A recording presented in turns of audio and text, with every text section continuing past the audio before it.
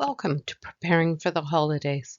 Today's session is designed for people affected by dementia, either living with dementia or caring for someone who's living with dementia. If you have questions or concerns after you've watched this session, I encourage you to connect with the First Link Dementia Helpline. English services are available Monday to Friday from 9 a.m. to 8 p.m. at 1-800-936-6033. Many different traditions have festivals and holidays during the winter months, and for many of us, these holidays have included lots of socializing, outings, and a general sense of busyness and activity. Whether you are a person living with dementia or you are a care partner, the holiday season can be a cause for celebration and a cause for stress. It can be challenging to find a balance during this season. With so much change and unpredictability in our lives, how do we even begin to plan for the holidays? It's important to understand a bit about why that things are changing and how we can adapt. The first step in planning for the holidays is learning some basic information about the brain. By better understanding the changes in the brain, we can better plan for the changes people may experience with the traditions and holidays. I'm not going to go into detail in this session. If you'd like more understanding than I covered today about dementia and the brain, I encourage you to watch or listen to the Understanding Dementia videos. However, it is still important to understand why things are changing for a person living with dementia. While there are several different diseases that cause dementia, they eventually become quite similar in their symptoms. Eventually, they lead to pronounced shrinking of the brain, or atrophy. This image demonstrates what the brain of someone with advanced Alzheimer's disease would look like, compared to the healthy brain of someone the same age, sex, and general body size. And this image can help us understand and recognize that there is a disease happening in the brain. The changes in the brain cause the symptoms that we see. A person living with dementia is not in control of these symptoms, and the normal pathways between brain cells have permanently changed. There are a few things I want you to notice when you compare the two sides of this image. The first, as I've mentioned, is global atrophy, meaning that all areas of the brain have shrunk as cells have died.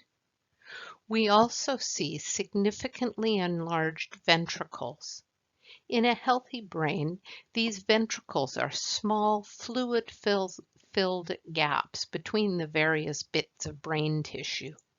You can see that in the brain with advanced Alzheimer's, these gaps have grown significantly as the brain cells surrounding them have died. As various parts of the brain are damaged, some of the changes can include loss of depth perception and peripheral vision, difficulty with any tasks that require steps in a particular order, like getting dressed, difficulty in speaking or in understanding what others say, and even balance and gait difficulties. We expect changes in memory, especially memory of the recent past, but symptoms may also include apathy and disinterest, difficulty focusing and concentrating. The brain will need more time to process. Speech may slow or sound slurred, and words can get jumbled or lost. For many dementias, but especially with Alzheimer's disease, there are profound changes to the hippocampi. In the brain on the right with severe Alzheimer's disease, you can see there is a cavity where the hippocampus should be. The hippocampi, one on each side of our brain, are the major short-term memory processing centers where verbal and visual memory are processed. Verbal memories are words, memories related to what we read or say or hear. And visual memory lets us recognize objects, faces, and places to guide us around our environment. If you are a person living with dementia, does this image help you to understand some of the changes you've experienced? Or if you are caring for someone living with dementia, does this image help you to understand why the person you are caring for has changed? This time of year, even with smaller gatherings, there are often multiple conversations, background music, there's decorations and flickering candles or other light, and just generally a lot going on. It makes for a busy and sometimes hectic environment. We are all influenced by our environment and the situation. Anxiety, stress, noise, and commotion affects all of us. And if you are living with dementia, you will probably notice that you are even more sensitive.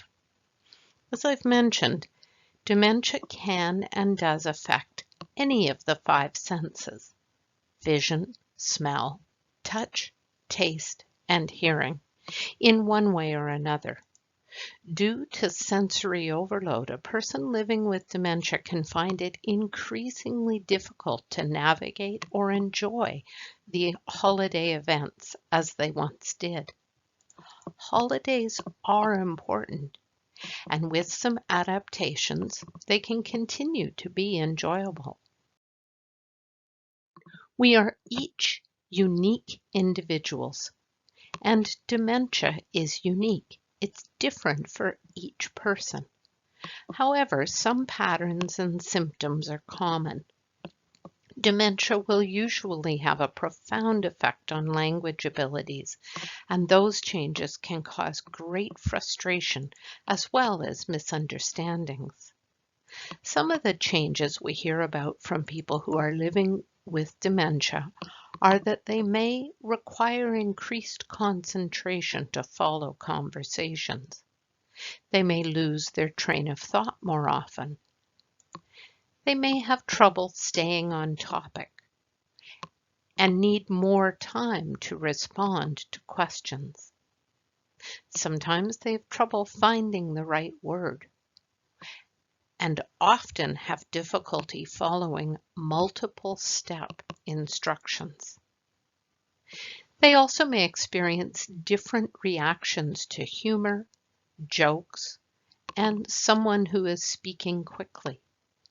These changes can lead to frustration, confusion, and a feeling of isolation, especially within a crowd of people. It can be helpful to think of a bit of a checklist, and each one of you will have slightly different things in the two columns, because what is a challenge for one person is not going to be necessarily a challenge for the next.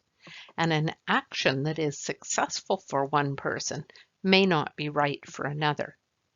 But it can be helpful to look at some common challenges and brainstorm some actions ahead of time.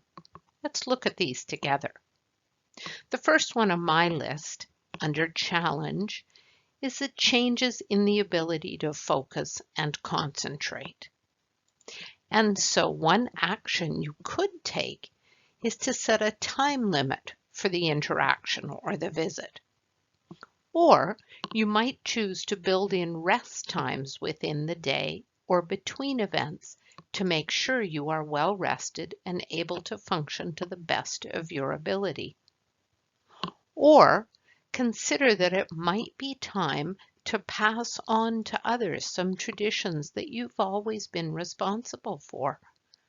If you have always cooked the meal, but concentration and ability to follow all of the steps is now challenging, Maybe it's time to consider a shared potluck.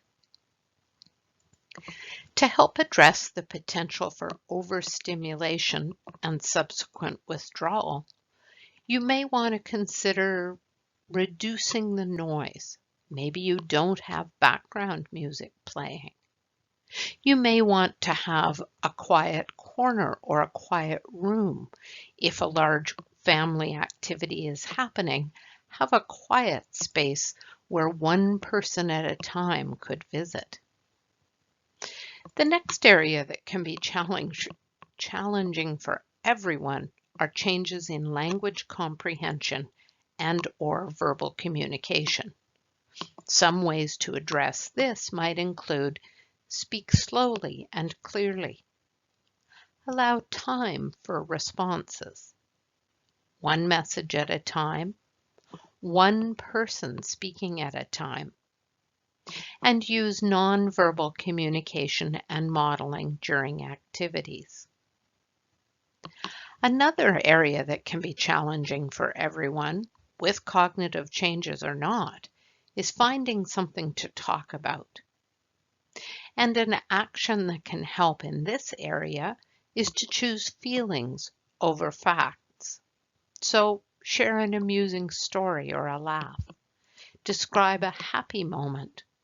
Offer a photograph. Reminisce about days gone by. Sometimes it's just sitting together and holding hands and watching the activities of the holiday event unfold. Not all of us will be lucky enough to spend holiday time with family and friends. We may rely on phone or video call visits. We can apply the same communication principles around communication to these interactions. Let's consider, how do we help with focus? Ensure there is no background noise or distraction during our call or virtual visit. Speak slowly and clearly. Set a time limit for the call. Longer calls can be tiring. Only have one person at a time speaking or actually on the video if it's a video chat, and one message at a time. Again, choose feelings over facts. So be ready to share a good news story, something that makes you both smile.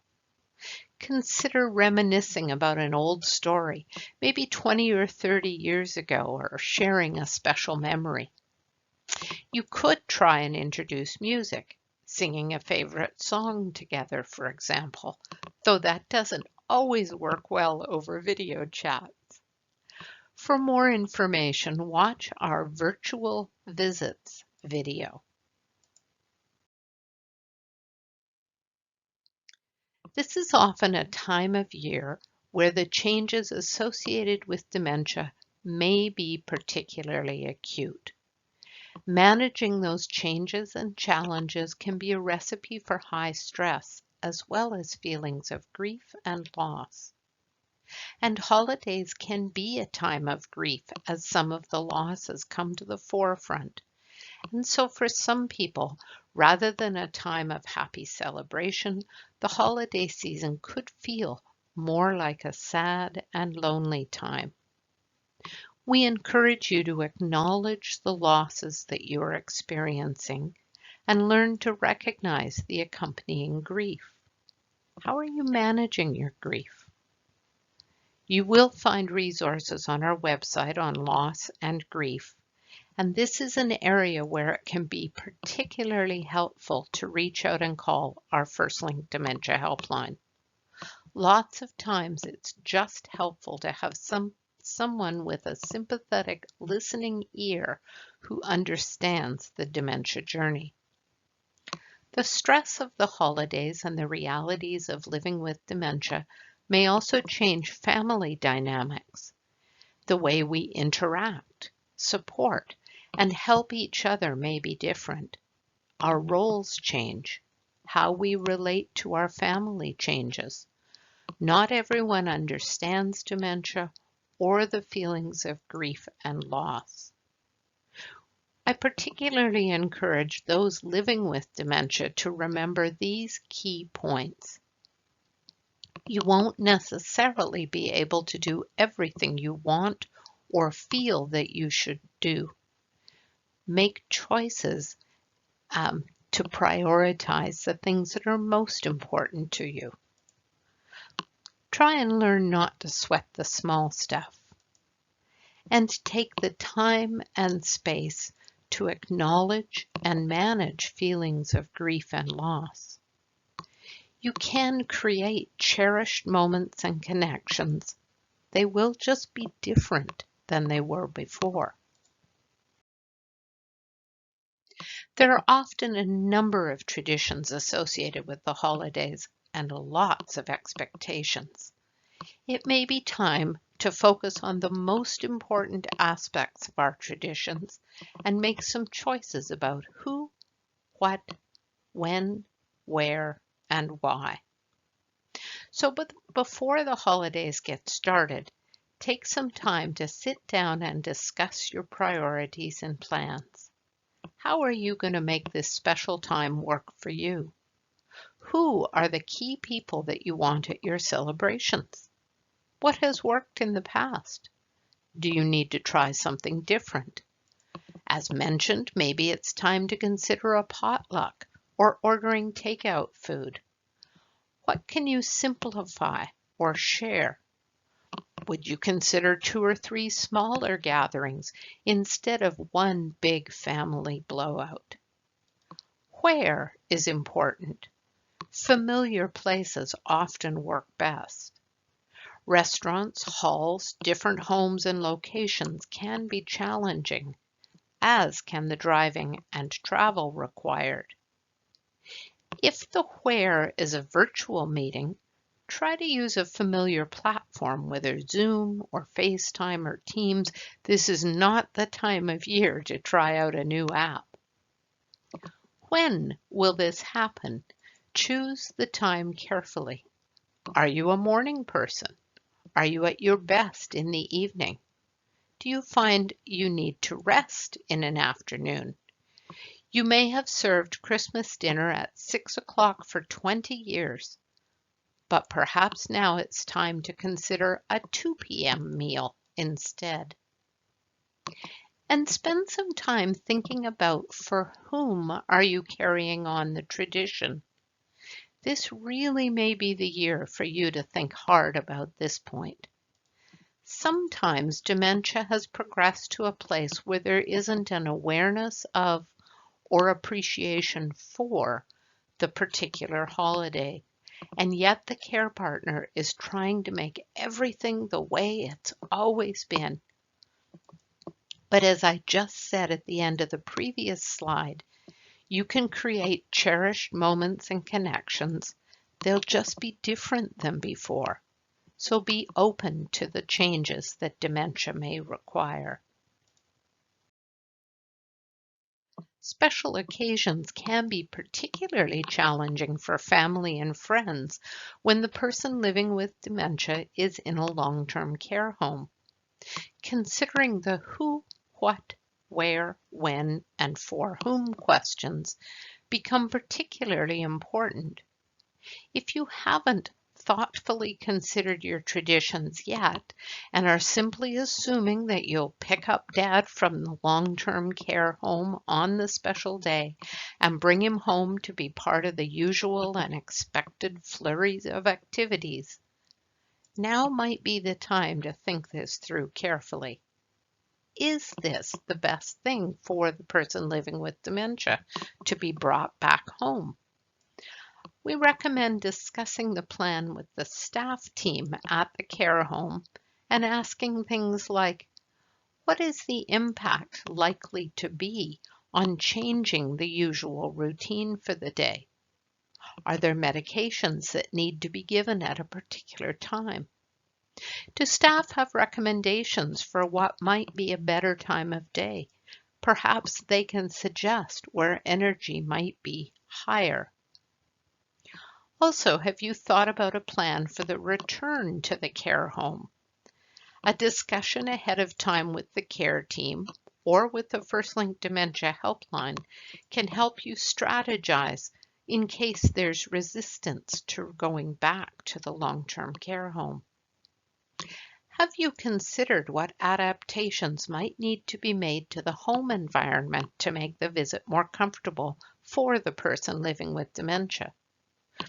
Again, might it be better to have a small celebration at the long-term care home? Or maybe there's something different altogether that would work better.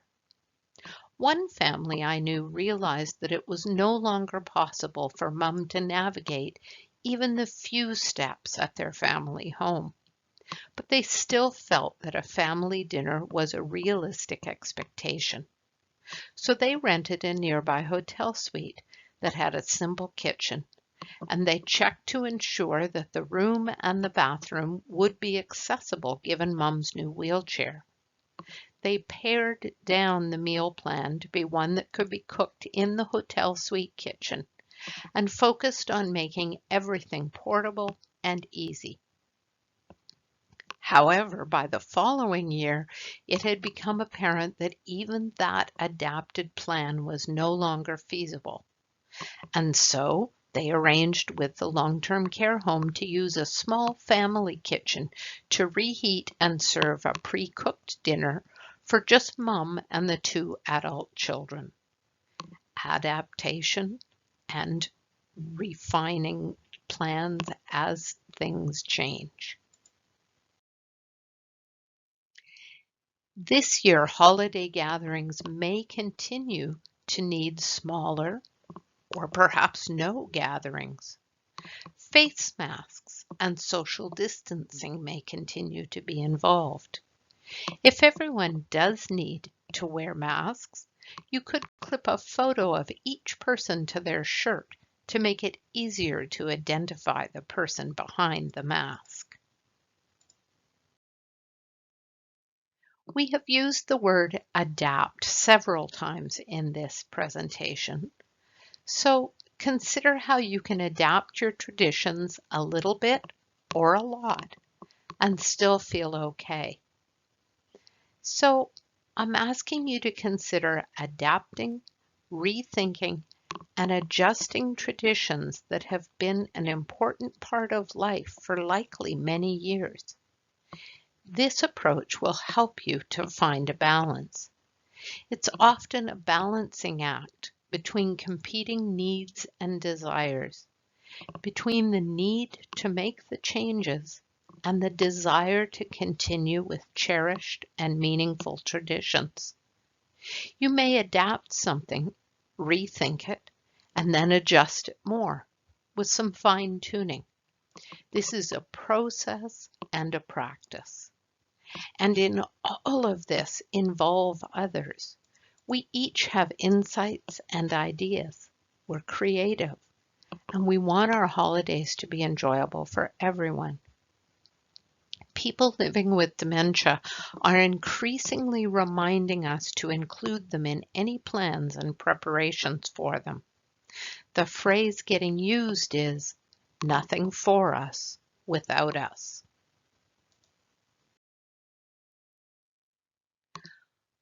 When family or friends are visiting, particularly from out of town or other circumstances where perhaps the person has not visited for some time, it can be a shock to experience some of the changes that dementia might have brought since their previous visit. And that shock can add additional stress onto a holiday visit. If you're the care partner, it's helpful for you to consider what has changed since the last visit, and then have a gentle conversation with the people who are coming to visit ahead of their actual trip, letting them know that changes have happened. How much you share about what has changed is going to depend on your family dynamics, the level of conversations that your family usually engages in. But especially if you anticipate this being a difficult conversation, it can be helpful to break it down into smaller pieces, outlining the most important impactful changes and discussing them from the perspective of changes that you have witnessed. You might want to say to an adult sibling, for example, because of the progression of dementia, Mom gets tired more easily and has trouble with large groups of people. So when you come to visit, you might notice that she falls asleep in her chair, or even gets up and leaves in the middle of a conversation. If that happens, it won't be anything specific to do with you, but just is very likely a result of the changes she is experiencing because of dementia. You may want to talk over some of the adaptations that you've already made successfully. Simply being aware that this conversation may need to happen can help you to be prepared for it. And in turn, having the conversation may well help the visit go more smoothly. Let's look at a particular family situation. Laurel is looking forward to their traditional family gathering. She and her family have prepared the house and have made the meal plan. She wants to include her father. Her father experiences memory loss, and his dementia affects his ability to join conversations. He tires easily when there is a lot of activity and starts to withdraw. Laurel has realized that she and her family will need to adjust their expectations. Because her father's best time of day is in the late morning, Laurel has talked with him about a holiday brunch. Dad is alert at this time of day and will likely enjoy himself more. Laurel has decided to invite immediate family only to this brunch. Dad wants to spend time with the grandkids, so they're planning a kid-friendly meal. Everyone can sit at the same table, and Dad will have time to visit with each grandchild. Dad used to roast a chicken every Hanukkah. Laurel will pick up a rotisserie chicken from Safeway the day before and serve it cold at brunch. When Dad arrives for brunch, he'll take on a new job, frying the latkes. Laurel will have to take Dad home before 3 p.m. so he can rest. In the past, the entire family would have stayed and lit the candles after sunset. This year, Laurel adapted. Dad came over on another evening and lit the menorah. It helped that they had 8 nights to celebrate, but observing this special tradition didn't have to happen during the same time as the family meal for it to still be meaningful. It was a quiet, peaceful evening with just the two of them, instead of the grand family affair of the past. Simplifying the holiday season doesn't need to be serious. It can be fun. As I've mentioned several times now, identify the traditions that have meant the most to you over the years. What parts of those traditions can you adapt for this year? How simple and unstressful can you make these traditions? And then how can you share these adapted activities with friends and family? Do you have to celebrate on the exact day that the holiday takes place? Or can you celebrate it on a different day, which might make it easier for the person living with dementia?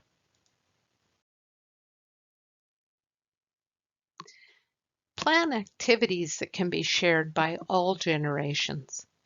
Consider creating some special story photo albums, or even just a series of meaningful photos that family members can use to reminisce or to hear stories from before they were even born. Think about what seasonal music is especially meaningful and suggest that friends and family talk about music that they hear. You can pull out favorite ornaments and decorations or point those ones out to visitors as talking points.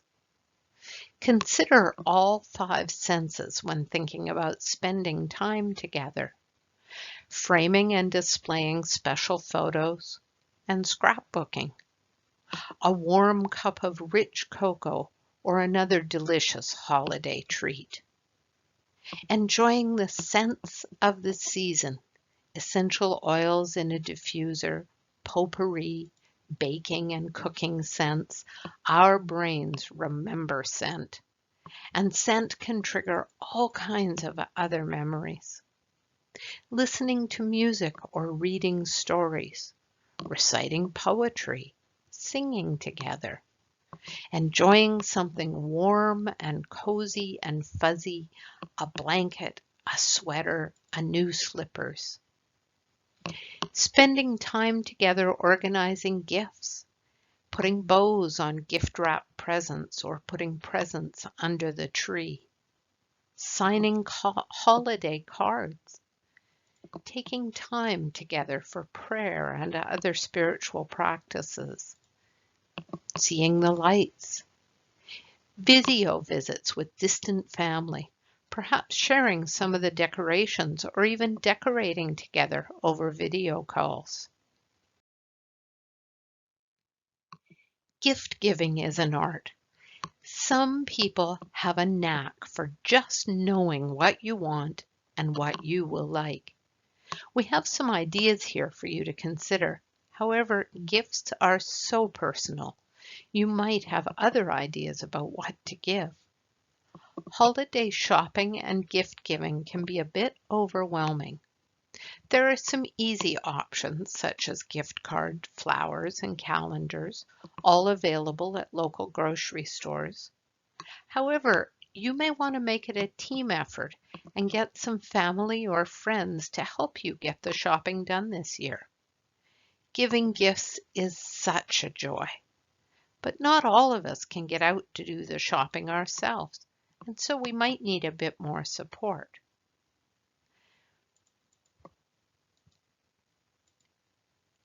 Things like activity books, like crossword puzzles or word find games. You can find them in dollar stores. CDs or a playlist of specially selected songs. A memorable photo album or photo calendar that features family occasions and family photos.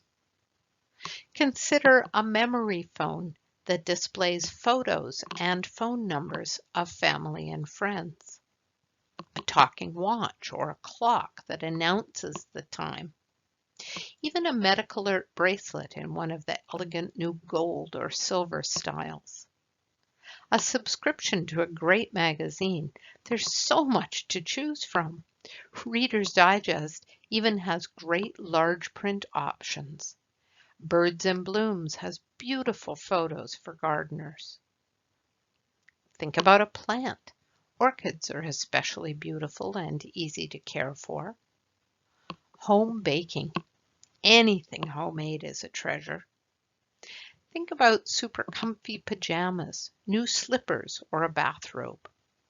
Luxurious spa products such as hand lotion, nail polish, aftershave, or moisturizer. Think about a tablet or iPad along with a lesson on how to connect to video calls, perhaps. But do remember safety. There are often additional things, decorations, additional seating, lights, that come into our homes with the holidays. And because dementia is progressive, degenerative illness, what was perfectly safe last year might not be safe this year. Because of changes in the brain caused by dementia that can include changes in peripheral vision, hearing, comprehension, physical balance and mobility, sense of touch and temperature, and many others, you may need to consider safety. Survey the house, looking for tripping hazards, stairs, extra electrical cords. Avoid small ornaments or small hard candies or plastic fruit decorations that may be a choking hazard. Consider that the fireplace, burning candles, or even space heaters could be a dangerous element in the home. And perhaps most important, remember to be kind to yourself. We can feel a lot of pressure at holiday time. This is the time to step back, evaluate, and simplify so you can really enjoy the season. If you notice negative thoughts running through your mind, give yourself some reassuring words. Something short and simple, such as, "I'm having a hard time today. We all have bad days," can help calm your emotions by offering self-compassion. When you catch yourself having unhealthy or negative thoughts, consider what you would say to a loved one or a dear friend in that moment. It takes time, but with practice, we can rewire our brain to think and speak more compassionately with ourselves. Remember, the changes that are occurring are not your fault. You are doing the best you can. It takes a lot of courage to travel the dementia journey, and no one has all the answers. We learn from experience, and we learn from our mistakes. There will be hard days, and you may very well lose your temper at some point because it is simply all too much. Take a deep breath, pause, and do what you need to do in order to reset.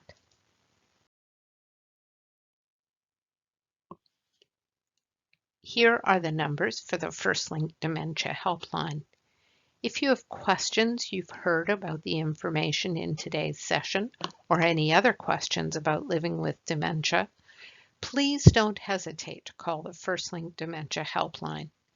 English services are available Monday to Friday from 9 a.m. to 8 p.m. at 1-800-936-6033. Services are also available Monday to Friday from 9 a.m. to 4 p.m. in Punjabi, Cantonese, and Mandarin at alzbc.org/FLDHL for First Link Dementia Helpline.